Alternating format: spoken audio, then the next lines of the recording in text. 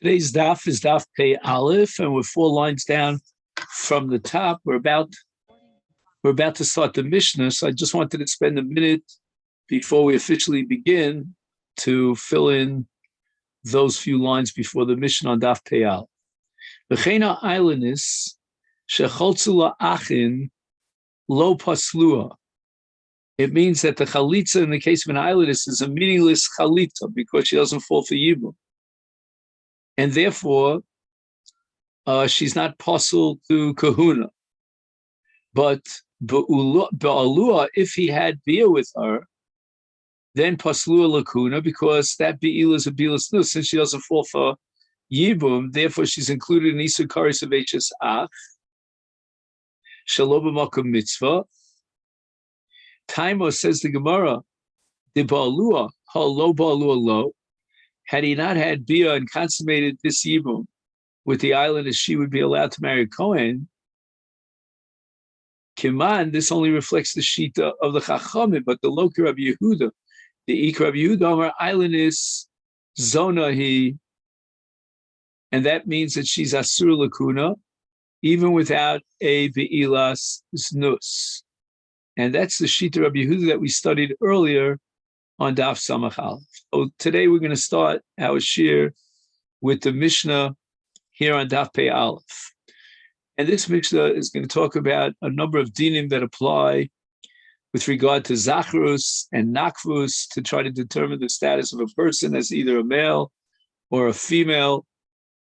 And then we're going to talk about an unusual case of what's called a sris chama, whether he's machil, if he's a Kohen, whether he's machil, his wife, Petruma. So the Mishnah says sris chama, which means that he already became a saris in his mother's womb, and he doesn't have the capacity to have children, and he's a Kohen. He's allowed to enter into the kol because he's a sris chama.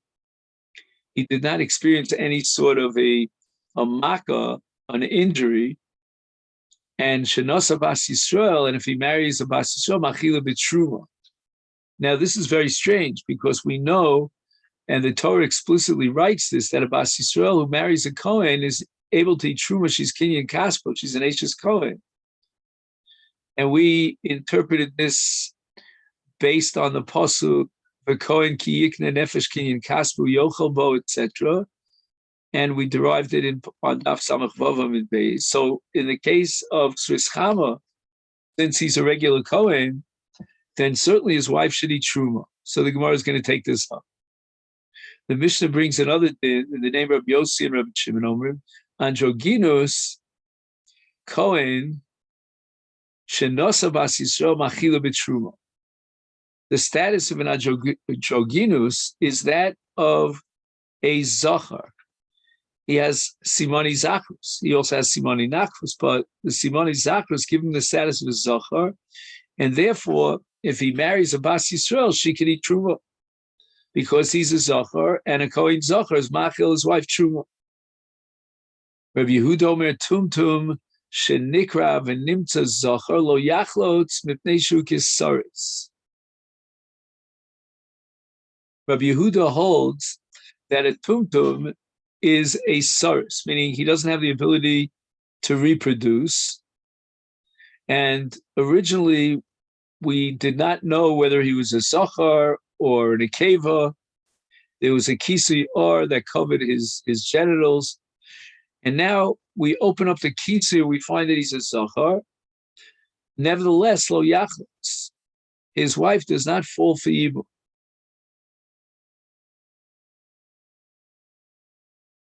I'm sorry, lo yachlotz, meaning that he does not give chalitza to his brother's wife.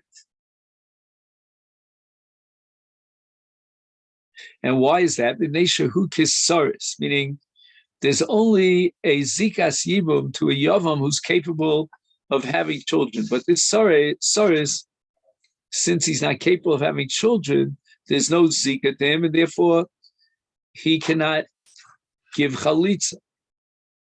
Next, androginus no say he can marry a woman. And again, this reflects what we saw earlier, the Mishnah, that androgynous has a status, according to Rabbi Yossi and Rabbi Shimon, of a zachar. So therefore he marries a female. Avalo nisa, but he cannot be married to a male. In other words, he's considered a male, and therefore if he would have a relationship with another male, that would be mishkav zachar, and he would be chayav skila. Now here we have to add an important point here. When we speak about bia and the repercussions of bia, in the case of an androgynous, what bia are we talking about exactly? Because you can have the androgynous having a bia in one of two ways. He has both, or it has both zachrus and nachrus. So the bia could be through the zachrus or the nachrus. And here, according to the Chachamim, we'll see Rabbi Eliezer in a minute, in a case of zachar, right, lo nisa, that relationship with a zachar could be either through zachrus or through nachrus. Of course, if it's through his zachrus, it would be shalom kedarko. That would be anal. If it was through his nachrus, then that would be a normal intercourse, but yet he'd be chayav skila because his status is that of a zachar. So it's really interesting because what happens is, according to Chachamim, you can have a mishkav zachar, which is really a regular mishkav. It's zachar into nekeva, and yet he's chayav skila for that because his status is that of a zachar. And if another zachar has a relationship through his nachrus, that would generate a chiyuv skila for a mishkav zachar. Rabbi Eliezer Omer, androgynous chayovin olav skila ke zachar. Now, the phrase ke zachar means derech zachruso. In other words, if the androgynous would have, we'll call it a homosexual relationship with another male in an anal intercourse, that would be mishkav zachar. But if, on the other hand, he would have a relationship with another male through his nachrus, which would be like a normal kind of intercourse, then he doesn't get skila. And we saw in the Tanakama that even if he would have a relationship derech nachrus, he would still be chayav skila, because even though he's receiving someone else's member, but in his nachrus, but nevertheless he himself is a zachar. Okay. Now the Gemara is going to ask our question about a sris chama. The Mishnah had established that a sris chama is machil as each tog b'truma pshita. Obviously, any kohen is machil his wife truma, even though she's a bas Yisrael. In this case of a sris chama, he's a regular kohen. So Gemara answers, I would have thought that there's another condition that has to be fulfilled in order to be machil truma. That's molid. Only someone, a kohen who is royal laholid, is machil truma, but eno molid, eno machil b'truma. Now you can ask, why should that be? If someone is incapable of having children, therefore he's a kohen who cannot be machil his wife truma. I mean, we know in Yibum we spoke about whether you have the capacity to have children or not, because the whole purpose of Yibum is to bring children into the world. But what does that have to do with truma? So for this, we have to look at the comment of many, many Rishonim, all of whom quote the pasuk of Kinyan Kaspa. Because in that pasuk, which we'll read, it says, Kohen ki yikna nefesh Kinyan Kaspa. Then it says, V'yalid beso, heim yochlu b'lachmo.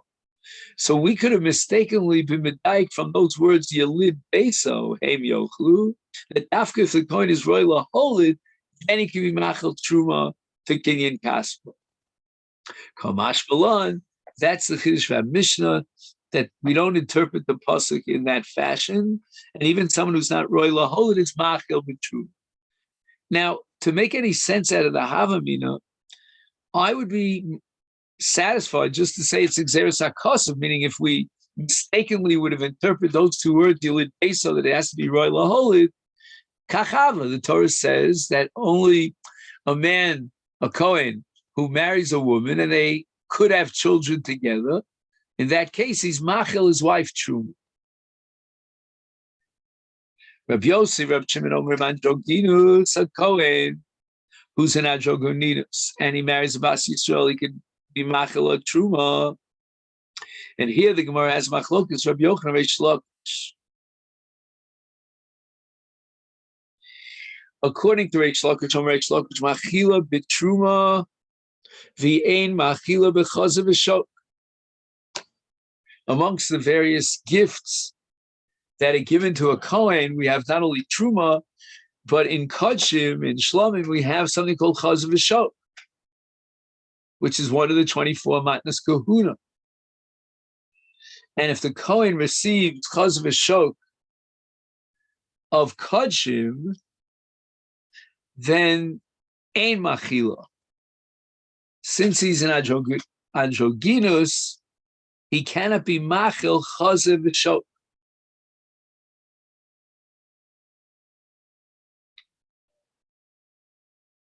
But he can be Machil Truma. And the Gemara is going to try to understand what kind of distinction is this. If he can be Machil Truma, let him be Machil Chazav v'Shok. And if he can't be Machil Truma, then for sure he can't be Machil Chazav v'Shok.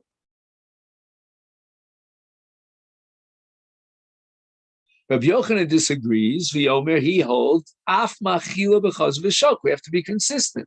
If we classify an androgynous as a zachar, and this one is a kohen, and he could be machil his wife truma, and if so facto, he could be machil his wife chazav v'shok. Like any kohen could be machil his wife chazav v'shok. So now we have to face Reish Lakish and make some sense out of it. Reish Lakish, who distinguishes between Truma on the one hand and Chazav v'Shok on the other, Maishna Chazav v'Shok, that Reish Lakish says, Ein androgynous machel es ishto,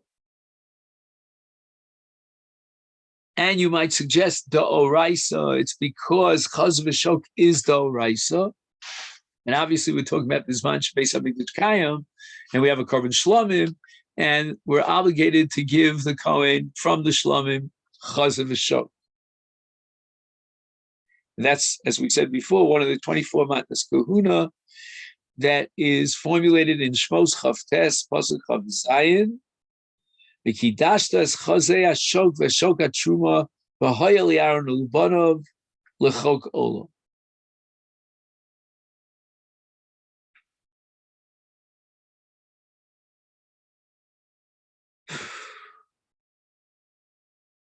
So the Gemara immediately asks, wait a second, if Reish Lakish is saying that we have to be machmir and androgynous, and the Kohen cannot be machel his wife chazav v'shok because that's doraisa, is truma nami doraisa.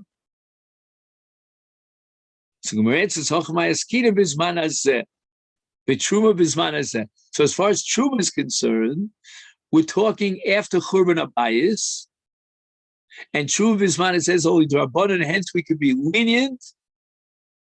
And in the case of Truma, we could say that the androgynous is allowed to be Machel, his wife, Truma.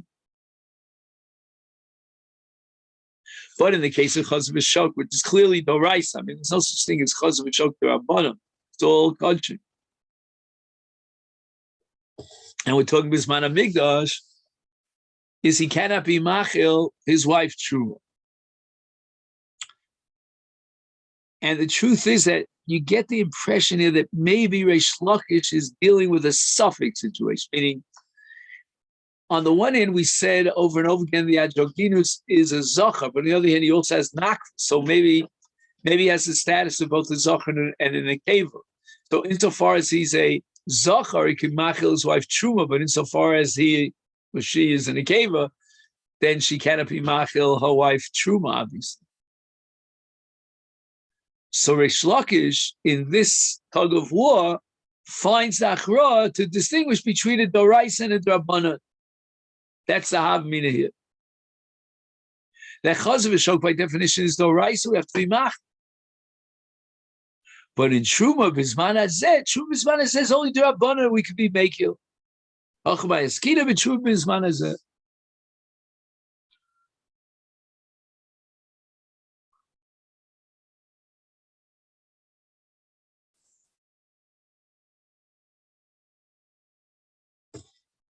But what does this mean? Truma b'zman hazeh drabanan.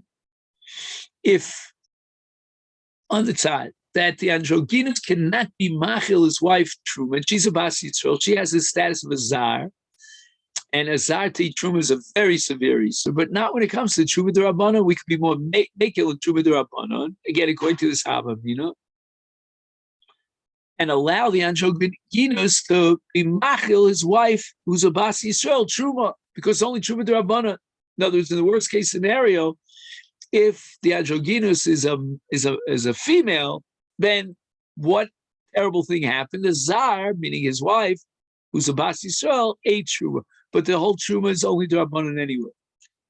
So that far we don't have to go. So the Rabbanan are going to say, you know what? We'll rely on the fact that this androgynous is a zachar, because we are responsible for creating truma,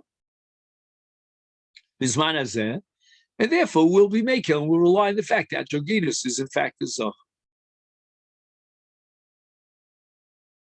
I mean, it's interesting because until now in the Mishnah we were assuming androgynous is a zachar doraisa, not b'tzad suffer. So the Gemara is medayik. Aval bizman beis hamikdash kayamai lo. The androgynous could not be machil his wife truma because truma bisman hamikdash is doraisa. I'm not exactly sure why it depends on migdash. That we have to see. I mean, Pashas truma depends upon Eretz Yisrael and Rov Yoshvei Aleh and so forth. I'm not sure why everything hinges on whether the Beis Hamikdash has been destroyed or it's still standing. So the Gemara now asks a kash on Reish Lakish.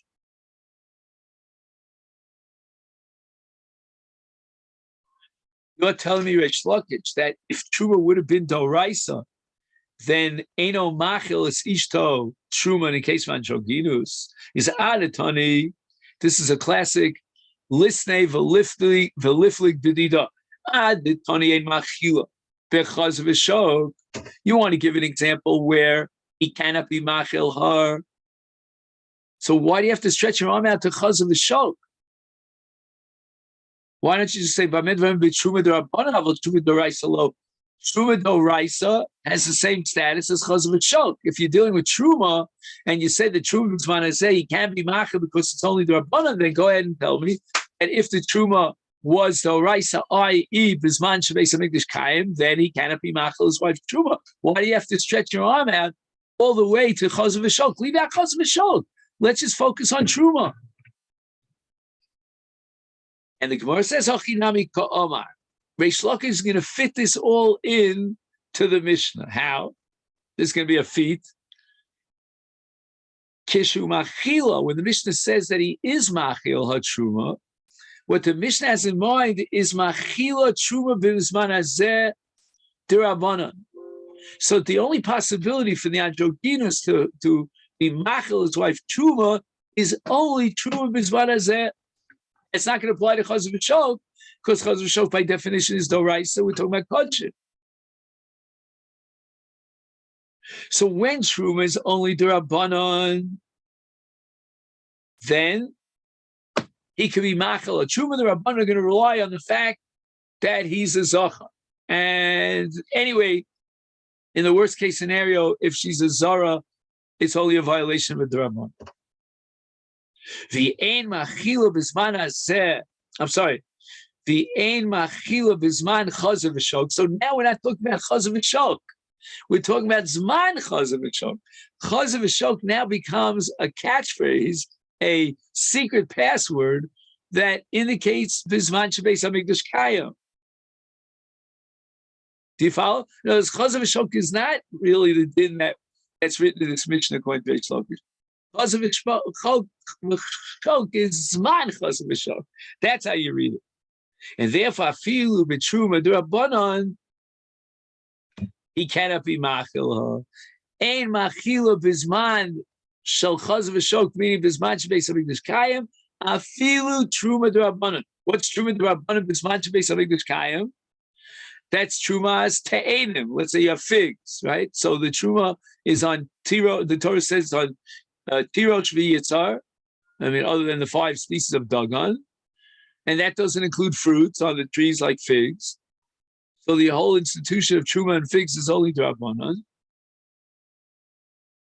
And now you're going to tell me, well, why do you care if the Beis Hamikdash is standing and truma is d'oraisa? If you're talking about truma on figs, it's only d'Rabbanan anyway.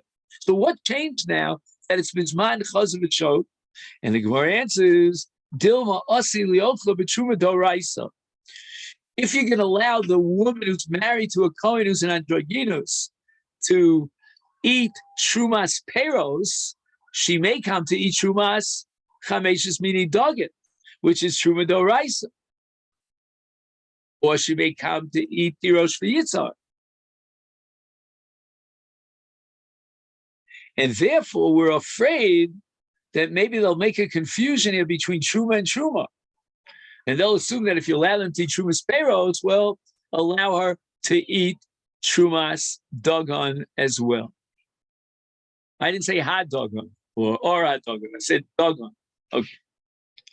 So in other words, they were choshesh that somebody might make a mistake and he won't differentiate, or in this case, she won't differentiate between one truma and another. And therefore, they prohibited eating truma absolutely, straight across the board, even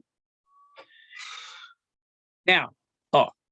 That's again bizman shebeis hamikdash kayim. But bizman hazeh, there's no truma at all d'oraisa. You can't even think of truma d'oraisa. See, if the mikdash is standing, I'll be right with you. If the mikdash is standing, then there is truma d'oraisa in chameshes meaning dagan, so we could prohibit even truma d'Rabbanan. But bizman hazeh, there ain't no such institution. Nothing of truma d'oraisa exists. And therefore, there's no chashash of tol. So they were matir the androgynous to be machil his wife truma d'Rabbanan. Excuse me for just 1 minute, Rabbi. Should I? You got it without me. Just closed it and turned it on. Yeah, So that's the. why does That's the kunz. I don't know. That's how I got your pages yesterday. That was stuck in the machine.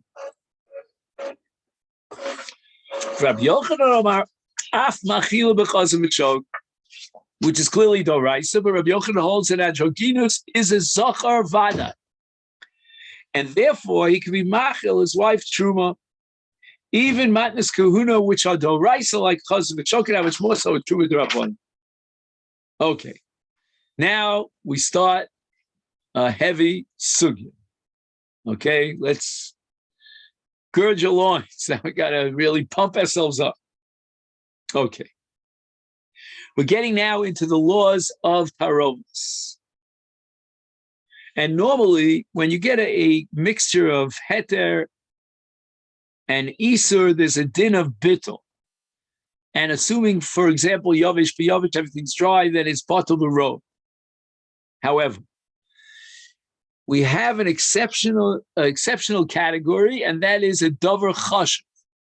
And a davar chashuv, which we have to define exactly what it is, that's going to be machlokas reish lakish Rabbi Yochanan, is not butter. And that's a din d'Rabbanan, that we're not going to allow bittul in a davar chashuv. It's like when my Rosh Yeshiva said goodbye. I learned an Israeli yeshiva here. And when I left the yeshiva to go to America, and I was going to go to college, etc., so my Rosh Yeshiva said to you that you're a davar chashuv, you shouldn't be batal. He was afraid that I would get influenced by all the different shtusim there. So he said, oh, you're not going to be batal. You're a davar chashuv. In any event, a davar chashuv is not batal even be'elef. Okay, now we have a machlokes. Again, we're going to soon see it's a machlokes tanoim, but first we want to establish a machlokes amoraim between Rabbi Yochanan and Reish Lakish. What constitutes a davar chashuv? And the machlokes is going to be between the following two opinions: es shedarko limanos or kol shedarko limanos. It's es versus kol. I mean, that you have to memorize. We're talking about what's called a davar shebiminion. Normally, when you buy something, a certain foodstuff, then you buy it by omid. Omid means they weigh it, or they just simply associate a certain volume with it, and so forth and so on. But there's something called a davar shebiminion. Like, for example, when you buy eggs, you buy it by the dozen. That's called a davar shebiminion. You don't weigh the eggs, although I'm sure somewhere on the face of the earth they do that. But what we're familiar with in the West is davar shebiminion. They count eggs and they charge you per dozen eggs. Once that happens, the food stuff that's counted becomes a davar chashuv. Interesting psychology. We're no longer looking at the whole, package of food and, and what does it weigh and so forth and so on. We're going to count every single item of food. That's a davar chashuv. Now we have two ways of defining a davar chashuv in a case of a davar shebiminion. There are other cases of a davar chashuv, which we'll get to later. But now we're talking about the chashivas of minyan. And one opinion is es shedarko limanos, meaning the only way that you sell eggs is by the dozen. There's no other way of selling eggs. That's going to be your paradigm of a davar minyan, shebiminion, which is a davar chashuv, and it's not but. Then we have another opinion, kol shedarko limanos. Kol shedarko limanos means that occasionally we sell it by number. Most of the time we sell it by weight. But occasionally it's also sold by number. And according to this second opinion, which is kol shedarko limanos, as long as from time to time they would count it out when they sell it by number, that already upgrades it to the status of a davar chashuv, a davar shebiminion, and afilu b'elef lo. Amalei Rabbi Yochanan Reish Lakish, you're telling me that what? That truma bismana says drabanan, mi savris. Truma bismana said drabanan amalei. In yes, that's exactly what I hold. Says Reish Lakish. And how do I know this? I derived it on Nishone Igul Be'igulim Ole from a brisa of Igul Be'igulim. So we have Truma Tahora that's made of te'enim, of figs. And they used to pound the figs and make an eagle out of it, a round kind of pounded figs. Now, Igul Be'igulim, there's one round figs that is tameh. It's Truma Tmeah. It fell into 100 Igulim of Truma Tahora, and it's batel, because you have a ratio of 1 to 100, meaning all told you have 101.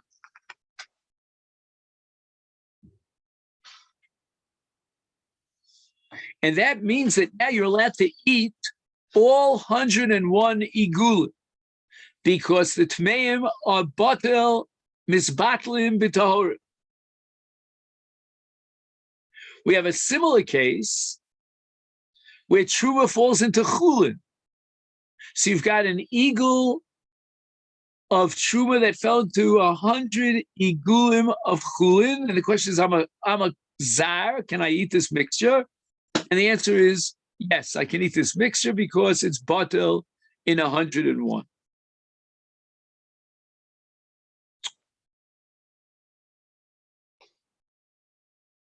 So Reish Lakish says, I'm going to prove that Truma Bisman Hazeh is D'Rabbanan. If Truma was Bisman Hazeh in Torah, there would be no bittul, because the gulim is called a davar shedarko limanos, called shedarko limanos.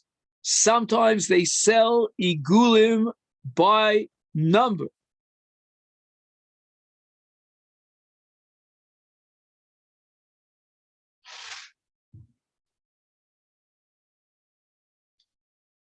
Now, I'm not sure if it means that every single te'ena is counted, or it means every eagle is counted. I don't know. But anyway, they sell it by number, occasionally. And Reish Lakish holds that if it's darko limanos, kol shedarko limanos, somewhere and sometime and one occasionally they count it and sell it by number, then it's not button. So Reish Lakish says if Truma Bisman Hazeh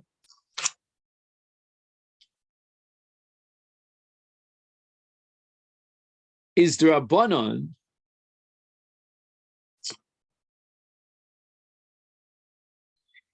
then I understand that even though Igule Te'ena are a davar shebeminyan because of kol shedarko limanos, nevertheless, we could be mekil and we could allow for bittul. Because it's Truma D'Rabbanan, even Bizman Hamikdash, it's Te'enim, it's not Tirosh V'Yitzar. But if Truma were Doraisa, then it wouldn't be Batel. And Reish Lakish says that if Bizman Truma Doraisa, meaning Bizman Hamikdash, it would not be Batel, because again, it's a Dover Shebeminyan. Says Reish Lakish, the Rabbanan would not have been Mekil on Igule Dvela, because these are not Doraisa, it's not Tirosh V'Yitzar, because they'd be afraid that if you're going to be Mekil and Truma D'Rabbanan, they'll come to be Mekil with Truma Doraisa, again, Bizman HaMikdash. And people will start relying on Bittul in a Dover Shedarko Limanos, even in Truma Doraisa. Elamai, from the fact that in Igule Te'ena they relied on Bittul, we have to therefore conclude that Truma Bisman Hazeh is the Rabbanan. There is no Truma Doraisa at all, and therefore there's no chashash of making any sort of mistake. Amalei, Rabbi Yochanan says, no, there's no proof in this brisa that since an eagle is batel, it must be because Truma Bisman Hazeh is Rabbanan. The reason why eagle is batel is for a different reason entirely. Halo anishona chaticha b'chatichos ola. Mi savers kol shedako limanos shaninu es shedako limanos shaninu.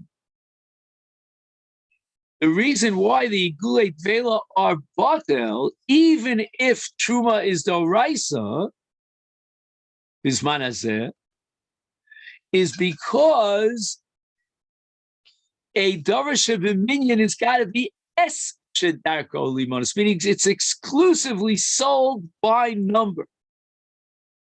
And Igule Dvela are not exclusively sold by number. Occasionally, maybe they're sold by number. So it's Darko Limanos, but that's not what constitutes a Davar Shebeminyan. A Davar Shebeminyan is only Es Shedarko Limanos. And in the middle here, you'll notice that he speaks about Chaticha b'chaticha. So we're going to get back to that later. That's a case where you had Chatichas Basar Chatas Tmeya that fell into 100 Chatichos of Basar Chatas Tahoros. And they're Betela.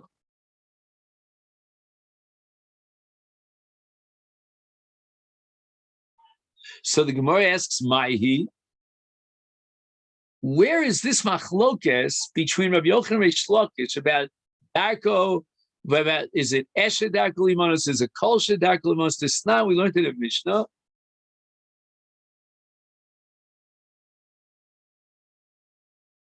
And this Mishnah, he tells you here is in Zvachim. Misha Yelo Chavile Tilson. Again, we have to memorize this.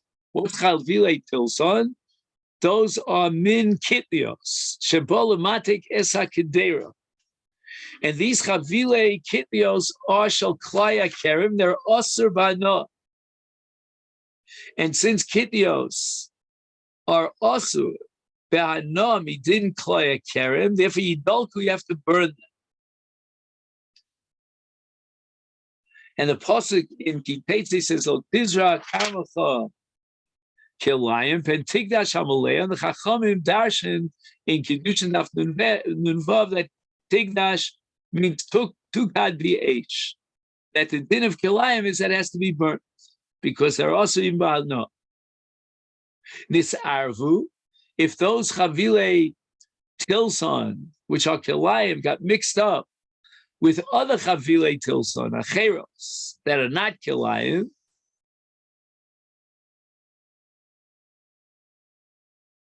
but the rove is chavile acheros, meaning those chavile tilson that are not kilayim, and the rove is, you might think that there's bittul here. No, there's no bittul. Pei aleph amid beis.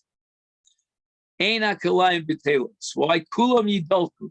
The din of this entire arovas has to go up in smoke.